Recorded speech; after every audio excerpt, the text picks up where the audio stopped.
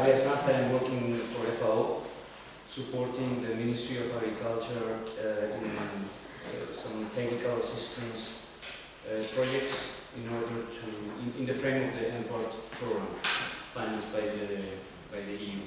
We have been working with the Ministry of Agriculture, supporting the capacities in the drafting of the position paper and the draft strategy of rural development, and this is going to be the basis of my presentation. First of all, I mean, this is just very briefly some of the pillars of FAO contribution to the rural development. First of all, is ownership. This is not the strategy of FAO, this is the strategy of the Ministry of Agriculture of the government of Georgia. Second is capacity building. It is not just about drafting a strategy of rural development, but it's also about creating capacities within the Ministry of Agriculture so that they will be able to implement the program of rural development.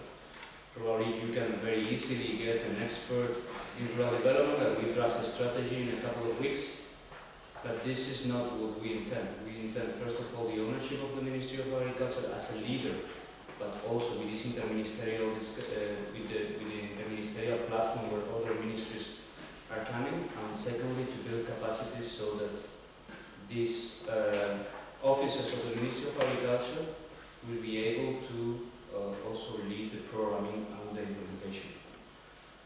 It's a new concept, so let's not go very far. It's a very new concept, so let's be very realistic on what can we achieve, and let's try to find synergies both with the Ministry of Agriculture and other ministries are already doing. A multi-sectorial approach, this is very important. This is we are following the EU model where in most of the countries rural development is under the leadership of the Ministry of Agriculture, and this is how we are proposing this to work also in Georgia. But this is not only about agriculture. This is about agriculture, this is about environment, this is about developing new opportunities in rural areas, and this is why many different ministries need to be associated with this. So this is not this document, this strategy needs to be owned by all the different ministries.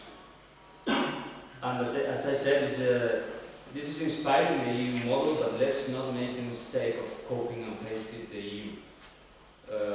Let's adapt it to the Georgian reality, because I'm Spanish, we have been 25 years developing rural development in our countries with an impressive amount of money and support.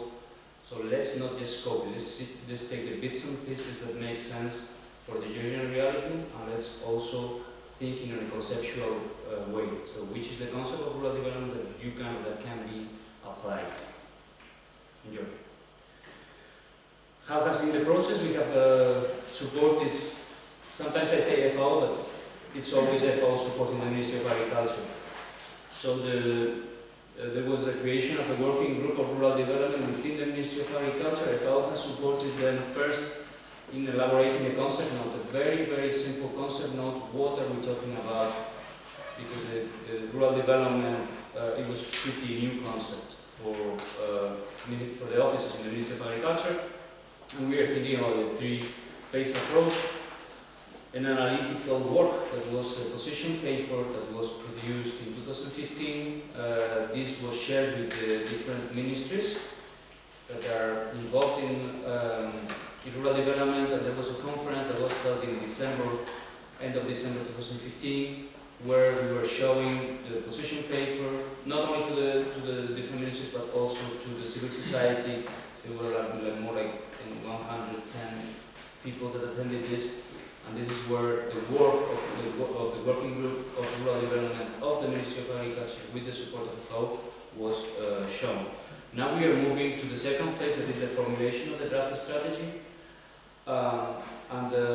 There has been the political will to go, and things are moving in the direction to agree on the Ministry of Agriculture as being the leadership, as being the leader for rural development in Georgia, and also to create a platform or interministerial discussion. There has been 2 weeks ago, there was a meeting where all the different ministries participated, and we are in the process of creating an interministerial working group that will be the right place to finalize, to develop and finalize this draft strategy, so that it also, so that the different aspects not linked to the Ministry of Agriculture, they will also be integrated in this strategy.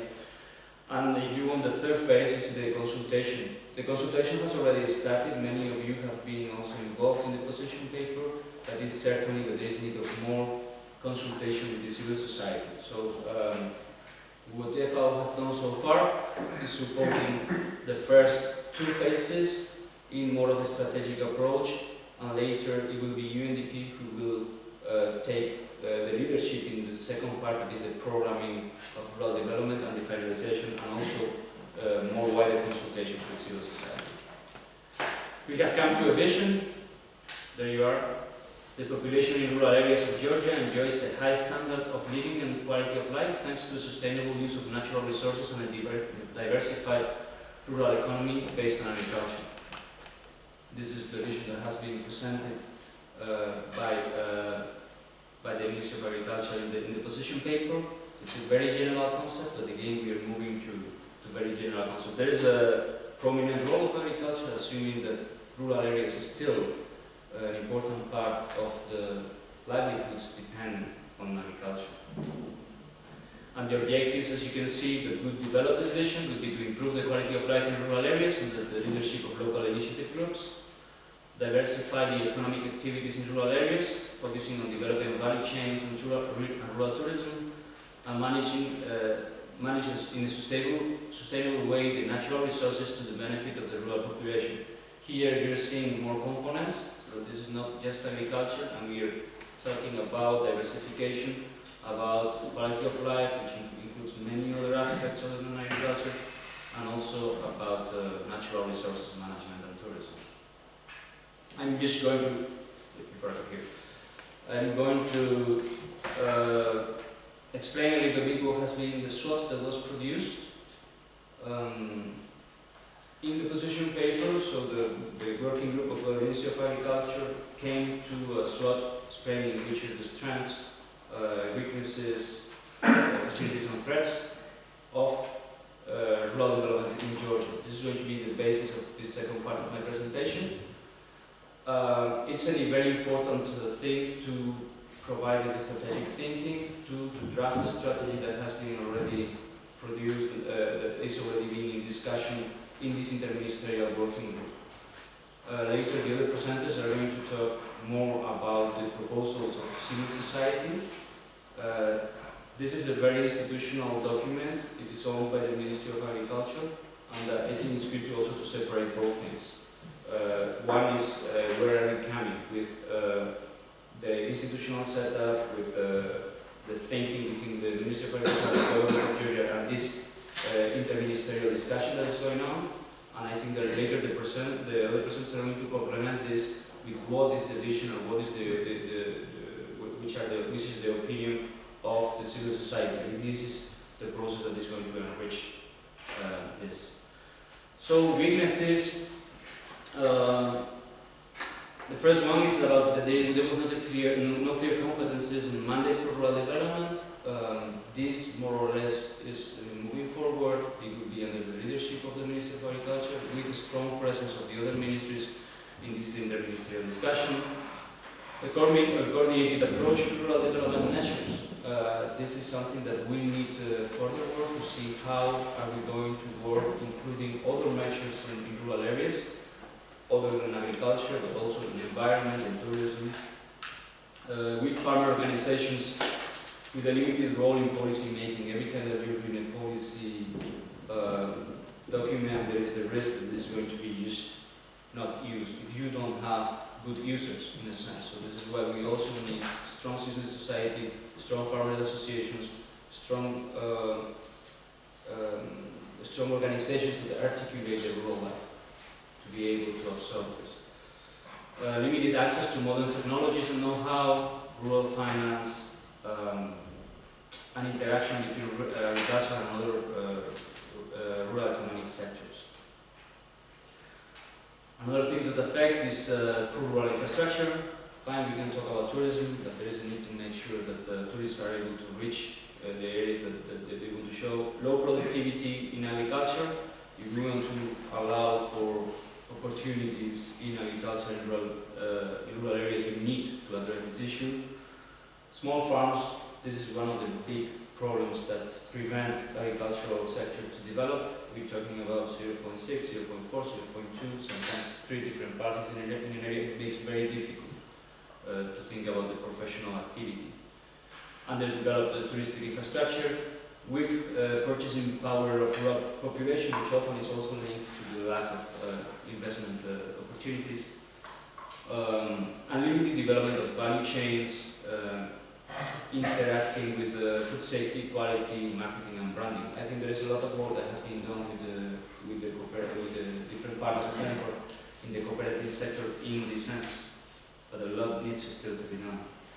And finally, another thing that is also a problem that we are facing in all the European countries, the problem of the population and migration trends. You can set the best strategy, you can set the best support program, but you need active people in rural areas to absorb this. And the trends of migration towards cities, this is a major concern to rural development and also in Georgia. Strengths. High biodiversity. Georgia is immensely rich in opportunities from the point of view of soils, from the point of view of climates. Here you can grow mostly everything. And this is an opportunity that is not being well developed so far. Nature, we have an incredible nature also, which creates a lot of capacities for tourism, cultural heritage. All it comes to high tourism potential. This is a country with very low corruption, and this is very important also for developing tourism or other activities or investments. Low insecurity,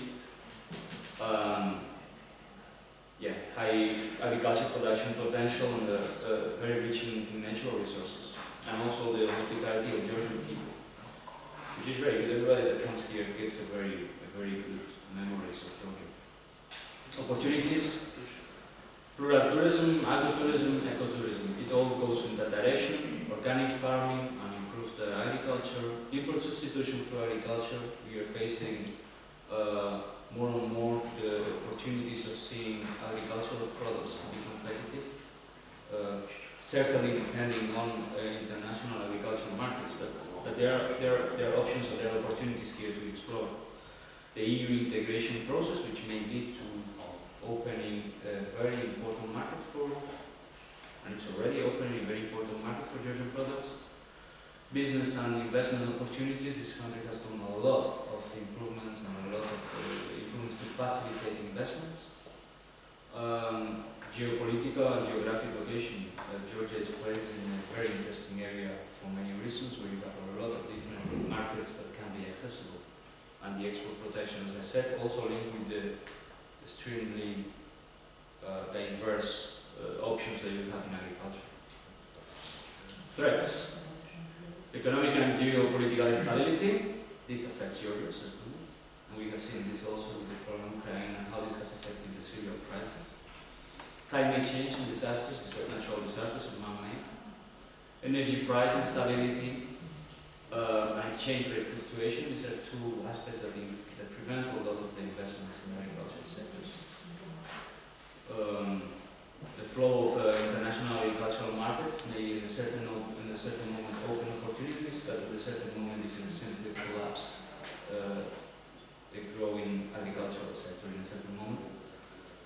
The unfavorable demographic structure, what I was mentioning before, there are less and less people in the villages, in the small villages, there are less and less qualified people, so it's not only about the number of people, but it's also about the age range, and it's also about the capacities.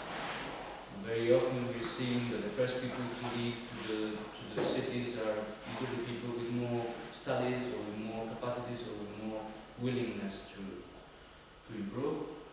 And the phytosanitary and veterinary diseases, this seems maybe very technical, but it is not. If tomorrow you had an outbreak of foot and mouth disease or any other pest or disease, this may very easily close international markets and have a devastating impact in the agricultural sector. You have seen this with African swine fever in Georgia, where just decimated the porcine production in the country. So these are also things that have to be looked into detail and also to be integrated in the rural development strategy. This is basically all of my presentation regarding what has been going in the short, and I will give the floor, I mean, not me, but someone will give the floor to the next presenters. You're going to see also the part of the civil society and the work that has been produced with that. Thank you very much. So, Florida, you just have like quick questions, just quick questions. So, the presenter, please. I have one question. Can you go to the opportunity?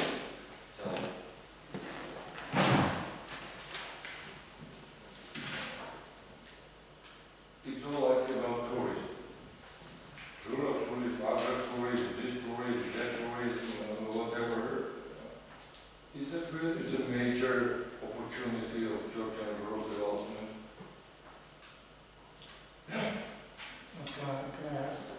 Okay, from Slovakia also, we overestimated this diversification of agriculture into tourism. It's not really working everywhere, and in some respects we also have some problems. E.g., there are some cases that some municipality received some EU money and also national money through rural policy to build up like a skiing resort, and there was another old skiing resort in next municipality.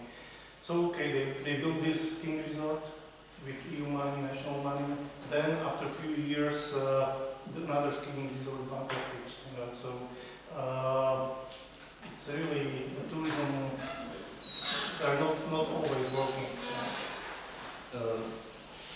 So first is that this is the discussion, and this is the discussion in the working group of the Ministry of Agriculture. Tourism has a potential, but this is not going to change the reality in rural areas at all. And this we have seen in many countries. In my country, in Spain, there was a moment when we were thinking, no, rural tourism is going to happen. First of all, what happened is that in many villages, it was the people that they were not from the village. It were people from the cities that they were buying and opening a business. Because in many areas, there was no one to take this up. Even if there were support schemes, if there was money available, if there were investment opportunities, very often there were no one already at that stage in the village to be able to take this up. So tourism is not going to change dramatically Georgia or the Georgian rural reality at all. But the reality is also that you're starting from very low. There is very low, and there are very nice areas in Georgia where there is just nothing. You go to Salka, which is like 1 hour, 1 hour and a half from Tbilisi. It's a beautiful place, and there is not a single hotel where you can stay. There is one. So that there is a lot of potential in the sense that very little has been done. But certainly there will be a moment where you will not have. I was in Signagi last weekend. In Signagi, you can see that it is saturated. We have so many guest houses and so many areas. So it's more about opening these new areas, but certainly this is not going to change Georgian reality. Another thing that is important is that this is the rural development strategy, but you have the agricultural development strategy, which is, in a sense, both are going to come together, but this is in the agricultural development strategy where most of the activities of developing the agricultural sector are contained. It's probably going to be a mix of activities. It's not going to be only tourism, it's not going to be only agriculture, it's not going to be only environment, it's going to be a mix of it, but certainly agriculture is going to be, and that's probably not my opinion, but probably agriculture needs to be still the main driver of development in rural areas. Because there is a lot to be done in investment, because there is a lot of potential that has not been yet fulfilled in agriculture, and this is where the main efforts need to be. And this is only one point. This is the one. I mean, it seems rural tourism, but this is only the first point. So the second is organic farming, import substitution, so that we having it's one of them, of the opportunities. Let's see the part of investment that you're going to find the same problem. How many entrepreneurs are we going to find in rural areas that are able to invest in, I don't know, storage facility for any particular thing. How many people are still there? How many people are able to invest? And when is this sector going to be saturated? So it's going to be a mix of things in the future, and I think this is how we have to say it. I'm mixing my opinions on the opinions of the municipality. I just wanted to highlight a particular angle in relation to tourism. You posed the question, so why do we need tourism at all? To entertain incoming foreigners? Well, this could be an objective, but it should not be the main objective. We need tourism development as a part of the improvement of the people's livelihoods. So I think we should look as the main economic agents in developing this particular subsector should be the rural population, the households.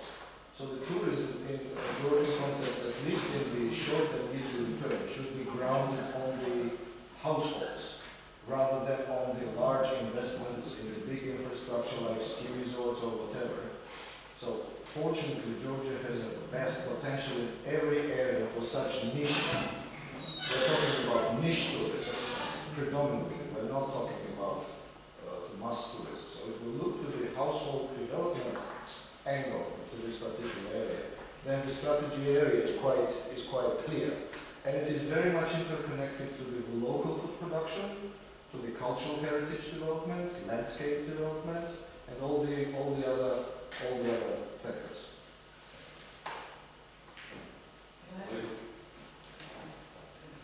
Thank you very much.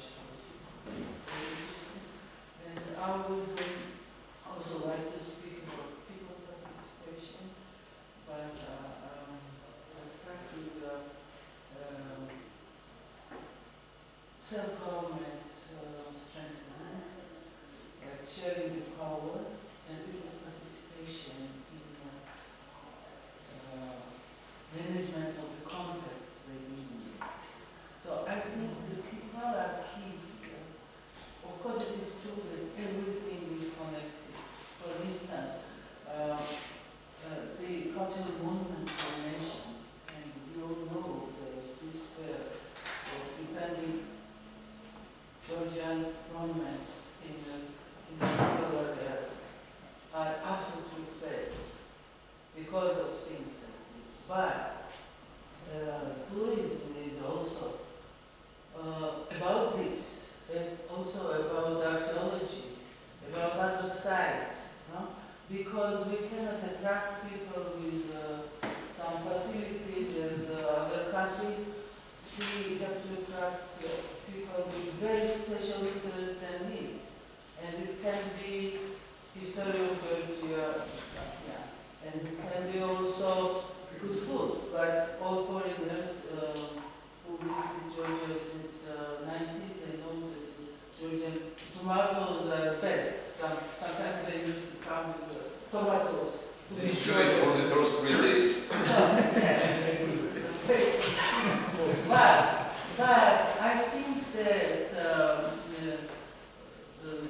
these changes in self-government code of Georgia starting, which is trying to establish on very grassroots something like democratic structure.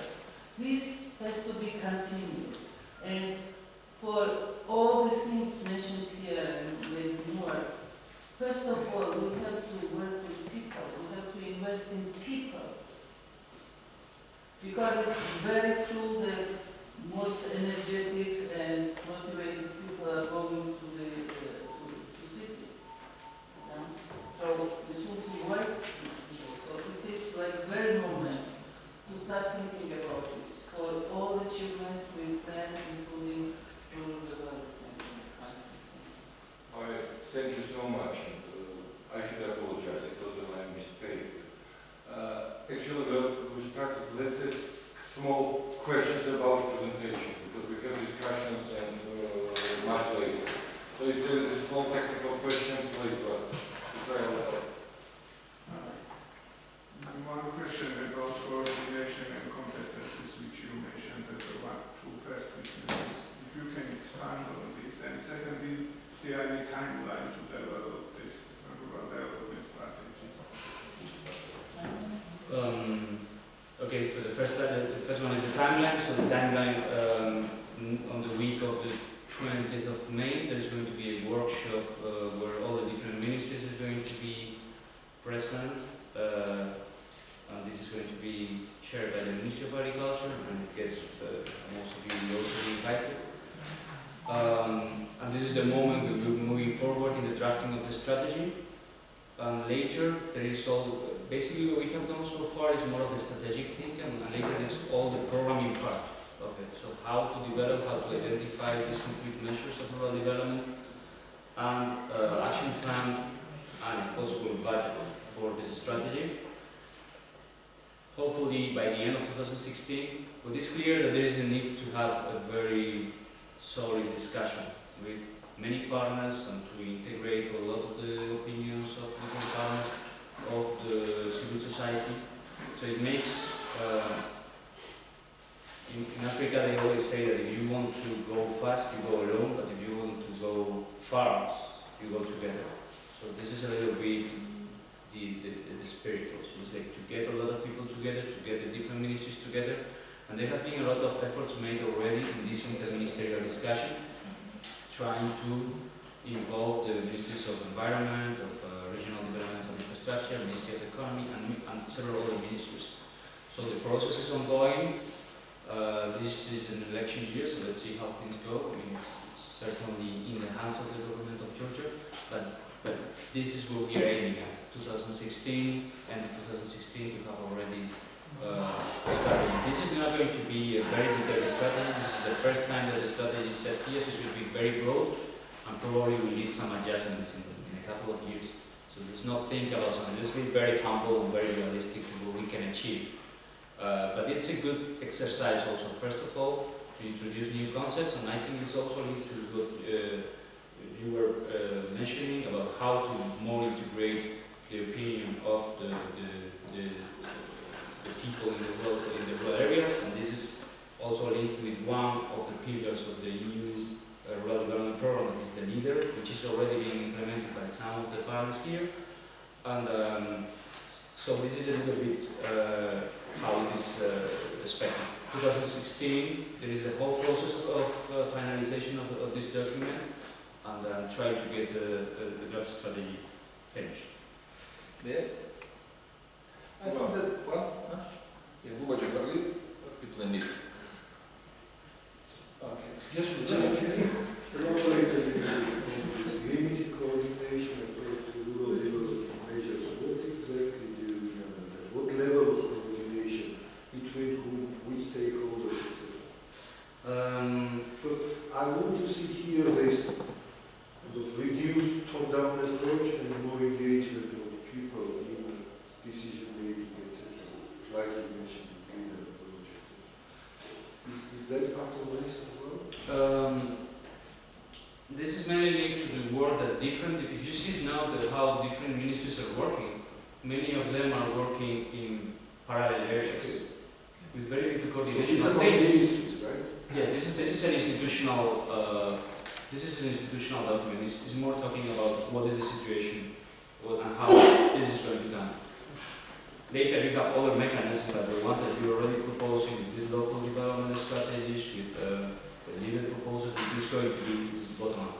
But this is mentioning now the reality. It's a weakness that we have seen today, where different ministries are working more in parallel, but there is very little coordination. This is one.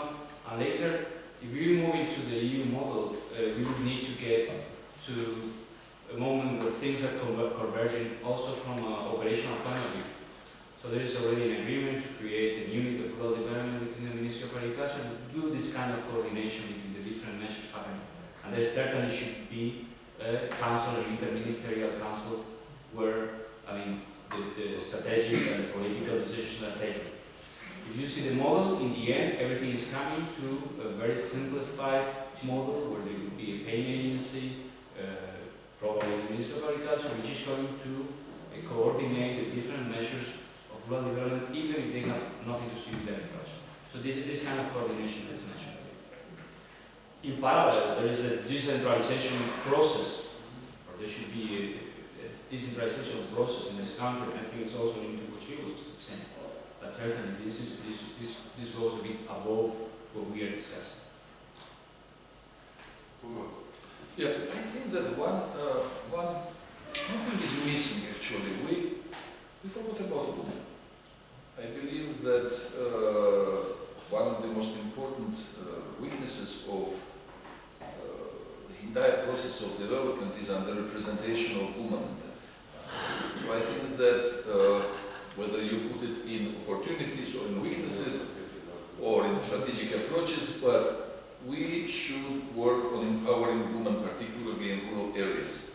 The processes that are going there in development go often without women. And this is huge potential that is underutilized. We should do something, and we should have it there in the strategy as a piece, as an element. But getting this, Position paper. yeah, I mean, this is if you want, when we started doing this was a big brainstorming in the Ministry of Agriculture. We got like 4 pages of witnesses. But obviously, it doesn't look very good in a presentation if you present 40 witnesses on out of 5 strands. So this is why I have selected some of them. But all these So put woman strength then. No, sorry. You said there are 10 times more weaknesses than strengths? Yeah, formulировать, да.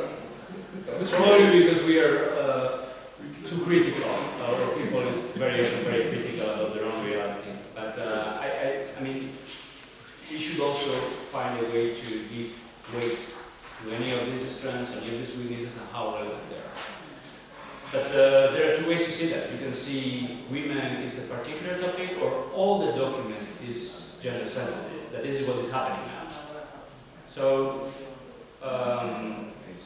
we are moving more towards this mainstreaming, and I think a lot has been done also in the development of, in the agricultural development strategy, trying to mainstream gender. So there have been very concrete recommendations. It is not just to write a document where you say women, when you say farmers, men and women all the time in the document, and later there is nothing substantive in it. But so we're talking more about concrete things that may empower women in this process. And a lot of things have been done, for example, this aggregating data. We're getting also the statistics. But certainly this is one of the things that needs to be... There is, see, where we can desegregate that, we can mention women and men. Okay. It's good you don't forget about women. It's impossible to forget about Yeah, sure. We all know. I would just make a short comment regarding the involvement of women in this process. It's not included in this presentation, but from the Ministry of Agriculture, I can tell you that in the action plan of the Association Agreement Agenda, we have included this action. One of the actions is involvement of women and vulnerable groups in agricultural cooperatives, and we are carrying out a number of activities in order to strengthen this direction. So we also didn't forget about women. What can I say from my side? Yeah, don't put together women and vulnerable groups, they're quite different. Of course, I mean, Don't mix them. there is a big difference, of course, but we are trying to involve both of these groups. Javier, let me thank you for this presentation, and it still confirms that 2 Georgians, 3 different meanings, you know, so it's a point where it's very difficult to agree because everyone has his own view, and it's a very important issue, and it's very hard to agree on everything because all the people have their approaches, and it's good the work is starting, as you say, it will move forward slowly, but surely, and hope we'll have like normal, good, decent development strategy with more strength and tourism to that. So now let me give the floor to our guest from Slovakia, Mr. Vladimir Bench. I don't know if I pronounced it correct. Yes, correct. You have your presentation. So, hello everybody. My name is Vladimir Bench. I'm representing Research Center of the Slovak Foreign Policy Association. We are a non-profit organization, NGO, but with 40% share of our Ministry of Foreign Affairs. But I'm an economist. I'm not expert on agriculture. I'm expert on regional development. and I'm also helping during the year to prepare local development strategies at regional level, at municipal level, and also I help farmers with projects and so on. At the beginning, I just want to say like 2 comments. First of all, I don't know if Slovakia is the best model, because we have big problems in rural areas, we have really big problems in regional development. You will see very soon. And I just want to make a remark on Mr. Alvarez. What Slovakia did, really we just copied the EU model. Yeah? And I tell you why. Because we started to care about regional development and rural development only 5 years before we joined the EU. We joined the EU in 2004, and we only started to build up institutions for regional development only in 1999, 2000. And our governments decided that our model, even until today, and I believe until 2020, will be just based on co-financing the EU funds. Yes. So what the government did, usually for instance for municipalities, you have EU-funded projects where EU is financing 85% of the projects. The government gives another 10%, and the municipality pays 5% for the projects. And this was the simple decision. So unfortunately, we still have, we only have this copy-paste model from the EU, but only now we are trying maybe to find some own systems. I have really a huge presentation because I received from organizers several questions. So I will not be able to go through the whole presentation, so I will focus mainly on the main part. The presentation will be available for all of you. I think organizers will send it to you. So very briefly, I just want to show you and to compare Slovakia and Georgia. We are also a very small country, only 5.5 million of people. The urban population is like 54%, so still a lot of people are living in urban area.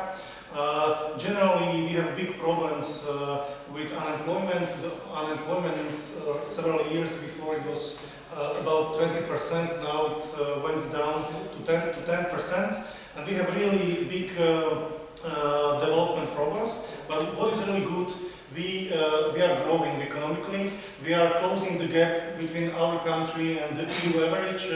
And in the last 20 years, from 50% of the EU GDP per capita average, it became to 75%, which is really impressive economic growth. And I'm sorry to say, the agriculture is not participating on this, and I will show you why.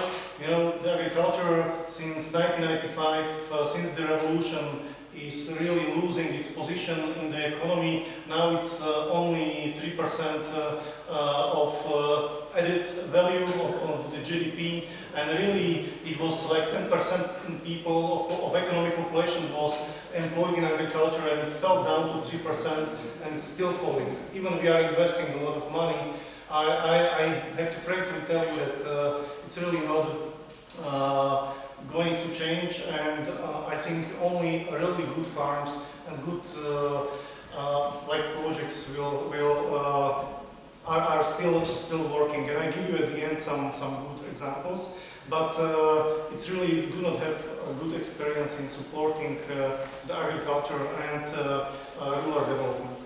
But on the other hand, Slovakia is becoming the car producing nation. We already are producing the most cars in the world per capita.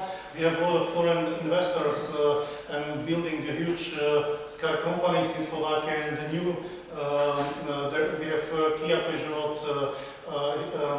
then we have Volkswagen, and now Land Rover is coming also to Slovakia. As you can see on this map of Slovakia, most of these factories are located in the western part of Slovakia, and the rest of the area is very poor. And we are really having big regional disparities. We are a very small country, but we have the biggest regional disparities in the EU. Yeah, because the Bratislava region is now the 6th richest region in the EU, but the other regions, which are mostly rural, are lagging behind. And for instance, the eastern Slovakia is only 50% of the GDP of EU average. One of the problems is that really our regional policy not working well. Another problem is that we have unfinished decentralization. In 2004, we did a really huge reform. The lady was asking. We really did a fiscal decentralization, so at the oblast level or regional level, then at the municipal level, they have own budgets and so on. But the problem of this reform was that there was not political will to merge the small municipalities like the Poland did. The Poland have gminas, like local associations of small villages, and in Slovakia we are a small country and having 2,900 municipalities.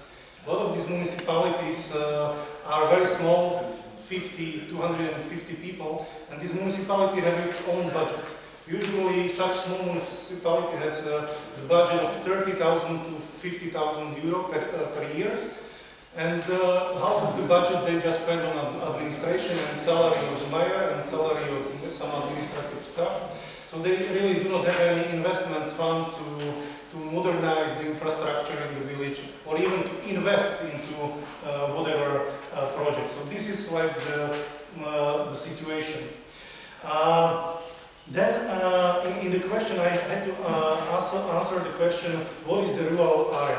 Generally in the common agricultural policy of the EU, there is no such definition. The current definitions says that it's area with natural or other specific constraints. It's area where farming is handicapped by natural or other specific constraints. Before 2013, the EU called these areas like less favored areas, and there are three kinds of these areas. It's mountain areas, which are handicapped by altitude and difficult climatic conditions. Then there are areas of other than mountains areas facing significant natural constraints, and there are other areas which face specific constraints. Yes. Since 2005, the European Commission introduced also, because there was a reform of this agricultural policy, a special term like ecological focus area, and you can read that the farmer who claims the direct payment and has more than 15 hectares of arable land is obliged to have like 5% of his arable land covered by ecological focus area. So also EU is trying to mixing agriculture, environment and also rural development, as you will see.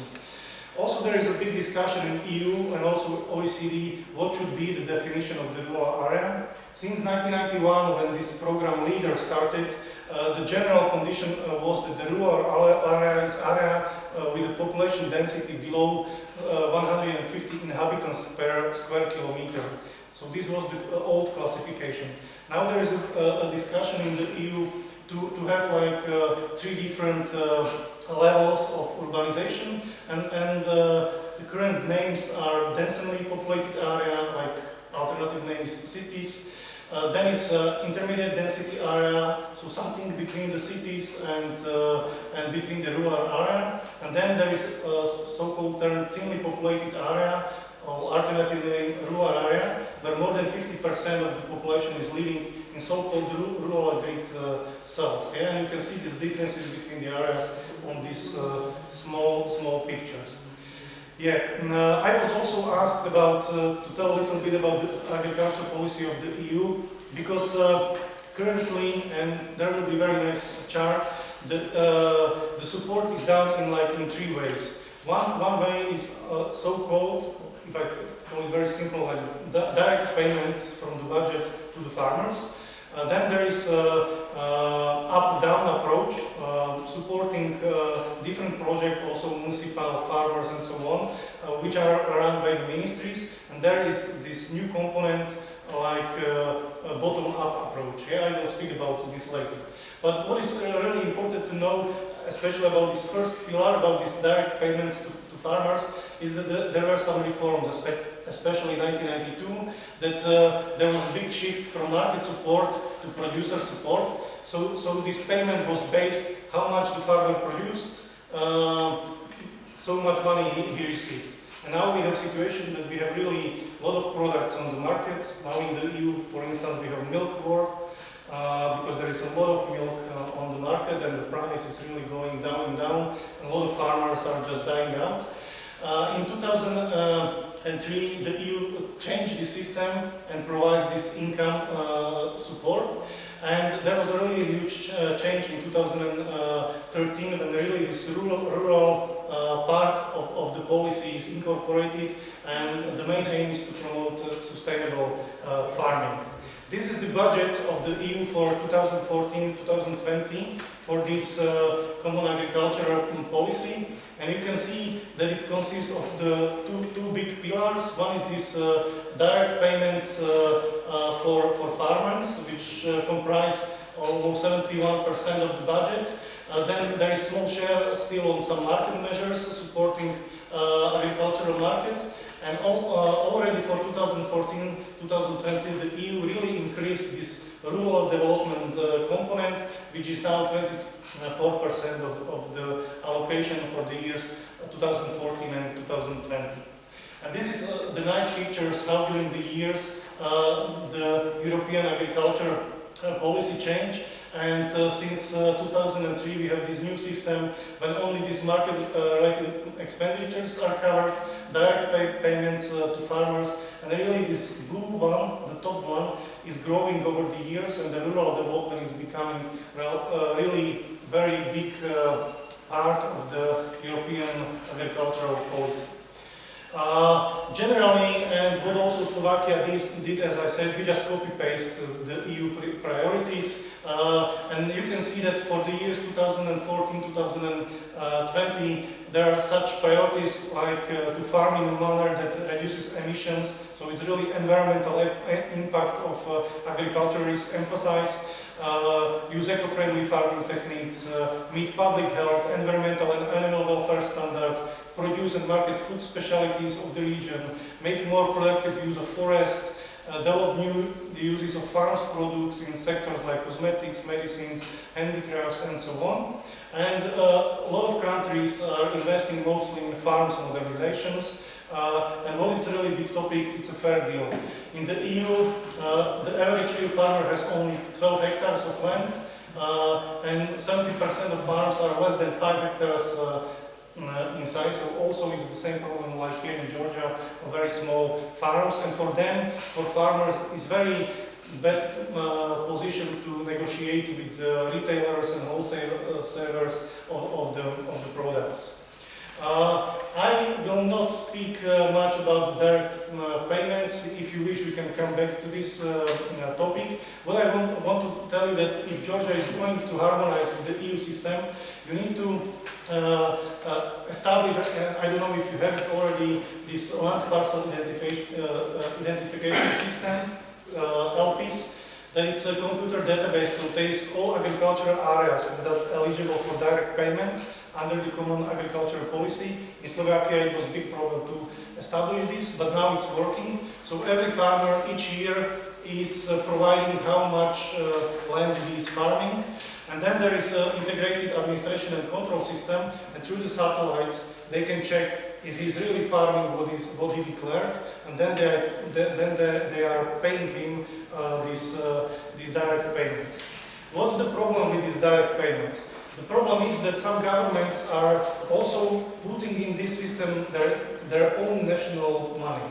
So, for example, there is a big problem between all the member states and the new member states. As you can see, this is the average subsidy for 1 hectare, yes, of arable land. In Slovakia, it was in 2014, it was 247 euro.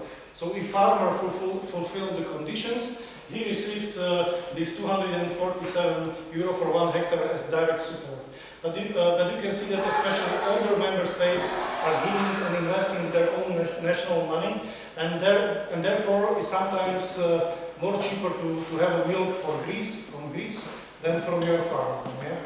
For instance, Slovakia was also really the best producers of apples, and you cannot buy Slovak apple in Slovakia. Everything is exported somewhere. We are buying just the cheaping apples from the world. And this is a big discussion in EU, how to make this support scheme like the same level, so the farmers can really compete on EU market.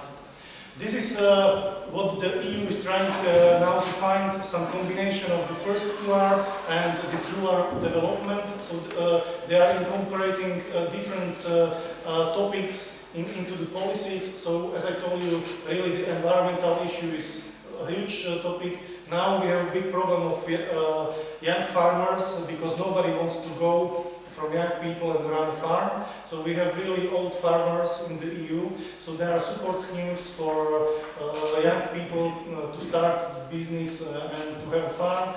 And there you have another topics which are supported.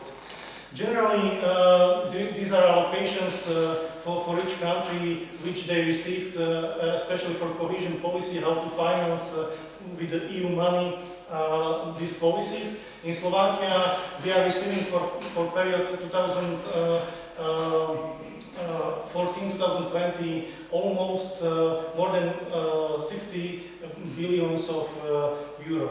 This is the system how it works, and really we just copy this system. So at the EU level, there is a common strategic framework, there is a legislative, there are the priorities set. Then the country is concluding partnership agreement with the EU, and then the country must prepare operational programs in several areas. It has to set the management of programs, selection of projects, and then it has to monitor and do annual reporting. And then you have 5 funds at the EU level which are financing all these projects. Slovakia decided for 2014-2020 to have